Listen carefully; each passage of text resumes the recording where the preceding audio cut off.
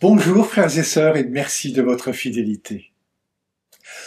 Ô ma joie et mon espérance, le Seigneur est mon chant. C'est de lui que vient le pardon. En lui j'espère, je ne crains rien.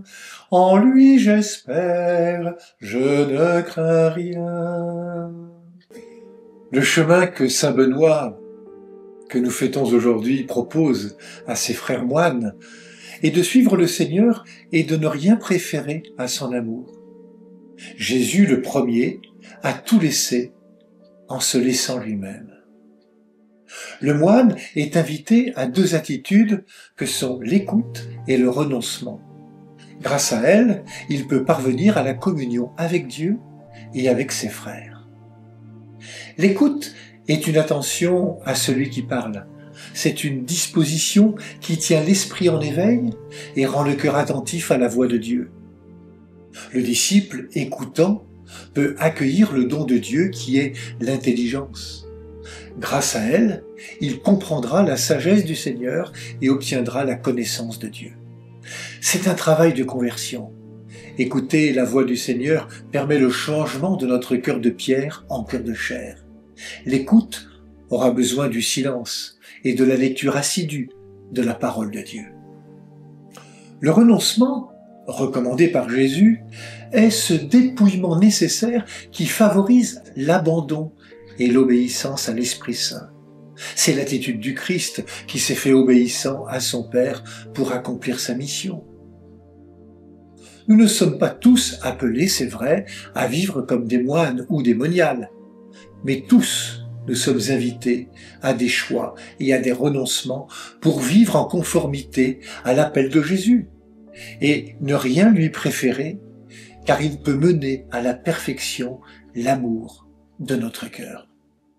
On se souvient des paroles du Seigneur dans l'évangile de Jean. « Si quelqu'un me sert, qu'il me suive. Et où je suis, moi, là aussi sera mon serviteur. Si quelqu'un me sert, le Père l'honorera. » Nous sommes invités à partager le même héritage que le Christ, à savoir la vie éternelle.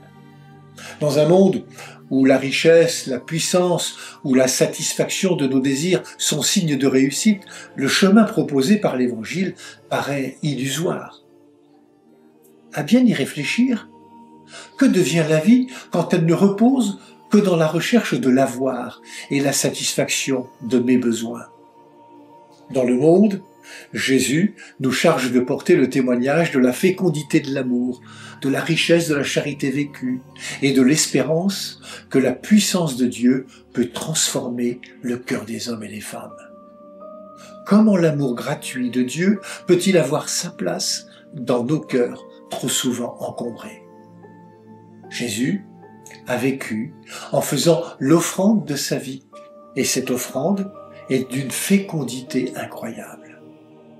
Acceptons-nous de lui faire confiance en acceptant de nous alléger pour faire de la place à l'être, à nous donner pour que le monde vive.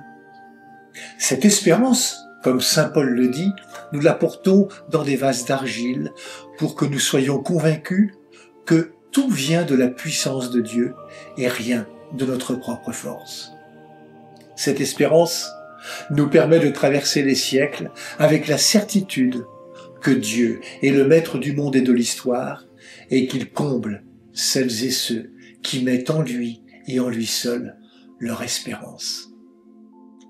Bonne journée à toutes et à tous, prenez bien soin de vous et des autres.